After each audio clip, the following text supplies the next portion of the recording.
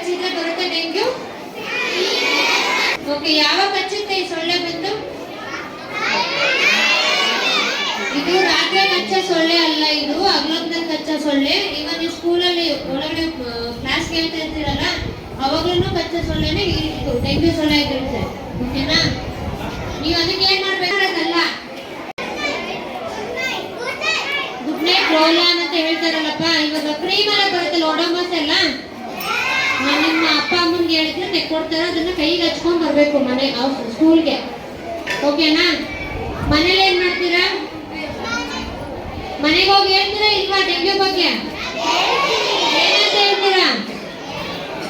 ಏನಂತ ಹೇಳ್ತೀರಾ? ಡೆಂಗ್ಯೂ ಯಾವ್ದಿಂದ ಬರುತ್ತೆ ಅಂತ ಹೇಳ್ತೀರಾ?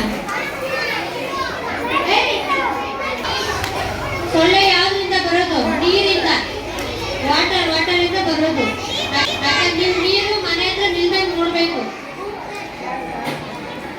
ಬಕೆಟ್ ಮತ್ತೆ ರಮ್ಮು ಎಲ್ಲಿಟ್ಟಿರ್ತೀರಲ್ಲ ಮನೆಗೆ, ಅದನ್ನ ನೀಟಾಗಿ ವಾಶ್ ಮಾಡಿ ಇಡಬೇಕು, ಮತ್ತೆ ಮುಚ್ಚಳಾಗಿರ್ಬೇಕು.